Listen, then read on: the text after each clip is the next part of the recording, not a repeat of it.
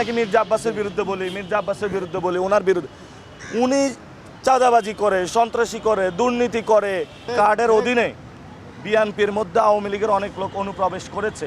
উনার poster, banner শুধু washroom ছাড়া বাকি আছে, আর সব জায়গায় লাগিয়েছে তারেক জিয়ার পোস্টার। তারেক রহমান খালেদা জিয়াকে দিয়ে সিম্পেথি নিচ্ছেন।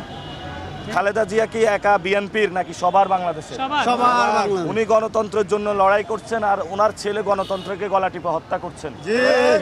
এজন্য আমরা বলবো, যারা বাংলাদেশে ভোট দিবেন, যারা খালেদা জিয়াকে বিক্রি করছে, খালেদা জিয়ার মাধ্যমে সিম্পেথি আদায় করছে এবং সংস্কারের বিপক্ষে দাঁড়াচ্ছে, আপনারা তাদেরকে ভোট দিবেন না। এবং এর মাধ্যমে আমাদের সংস্কারে হা ভোটকে জিতিয়ে নিয়ে আসতে হবে। আর একটা বিষয় বলি, যে ভারতে আধার কার্ড চালু করেছিল মোদি সরকার, ছোট ছোট কার্ড চালু করেছিল। এই কার্ডের মাধ্যমে নাকি বিজেপি হলো ক্ষমতায় আসছে, তারপরে এই কার্ডের কোনো খোঁজ ছিল না। তো বাংলাদেশের মানুষকে আহ্বান জানাবো, বিএনপি যে কার্ডটা দেওয়ার চেষ্টা করছে, ফ্যামিলি কার্ড, কৃষক কার্ড, এই কার্ডের মাধ্যমে বলা হয়ে যে তাকে এটিএম কার্ড থেকে এটিএমের মাধ্যমে হলে 10 থেকে 15,000 টাকা তুলতে পারবে। এটা একটা মানুষের সাথে প্রতারণা এবং ধোঁকাবাজি করছে তারা। এবং এই কার্ডের অধীনে বিএনপির মধ্যে আওয়ামী লীগের অনেক লোক অনুপ্রবেশ করেছে। এই লোকগুলা বাংলাদেশের মানুষের তথ্য ইনফরমেশন কালেক্ট করে ভারতে পাচার করে দিতেছে। এবং এই কার্ডের যে প্রজেক্টটা, এটা একটা ইন্ডিয়ান প্রজেক্ট। আমরা এই কার্ডের যে ইন্ডিয়ান প্রজেক্টটা বাংলাদেশে চালু করতে চাচ্ছে, আমরা বলবো এটা বন্ধ করুন। জনগণের যদি সেবা করতে হয়, সেটা ভারতের সাথে আতাত করে নয়, বাংলাদেশের মানুষের মধ্যে থেকে বাংলাদেশের মানুষের হয়ে সেবা করতে হবে। এবং আপনারা জানেন যে এখানে প্রচুর স্টুডেন্ট সোসাইটি আছে, ঢাকা মেডিকেল আছে, বুয়েট আছে, ঢাকা ইউনিভার্সিটি আছে।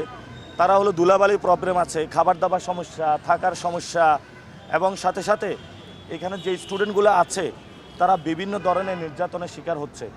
ইনশাল্লাহ আমরা ঢাকা আটে সবচেয়ে বাংলাদেশের স্টুডেন্ট ফ্রেন্ডলি একটা ক্যাম্পাস গড়ব এবং ঢাকা আর্ট গড়ব ইনশাআল্লাহ। আপনাদের যদি কোনো প্রশ্ন থাকে আপনারা বলতে পারেন। এক এক করে ভাই, আমি আছি খুব ঝামেলায়। এক সন্ত্রাসীর বিরুদ্ধে দাঁড়ায়া সবাই আমাকে নিষেধ করে যে এই সন্ত্রাসীর নাম উচ্চারণ করবেন না, বলে যে এটা করলে আমার নাকি ক্ষতি হবে।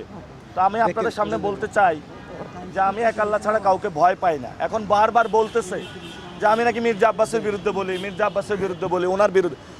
উনি চাঁদাবাজি করে, সন্ত্রাসী করে, দুর্নীতি করে, মাছ বাজার দখল করে, কাঁচা বাজার দখল করে, যেখানে যায় ওইখানে উনি সমস্যা করে। তো আমি ওনার নাম বলবো না, কার নাম বলবো?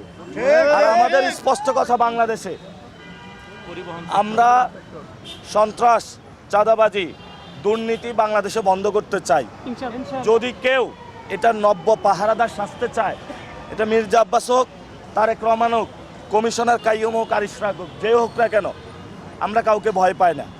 আমাদের যুদ্ধ চলমান থাকবে, আজাদের মিছিল। আমরা তাদেরকে আহ্বান জানাবো যে হুদাই কেন এখানে আইসে ঝামেলায় পড়বেন। আপনারা চাঁদাবাজি ছেড়ে দিয়ে বাসায় চলে যান, সন্ত্রাসী ছেড়ে দিয়ে বাসায় চলে যান, দুর্নীতি ছেড়ে দিয়ে বাসায় চলে যান।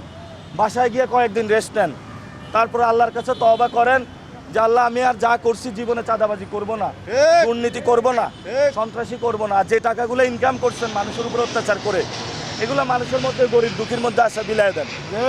তারপরে সবার মধ্যে একটা আপনারা উপস্থিত হন, আয়সা বলেন যে আমি আল্লাহর কাছে মাপ চেয়ে আসছি, যা দুর্নীতি, চাঁদাবাজির টাকা এগুলো মানুষের মধ্যে বিলাই দিছি।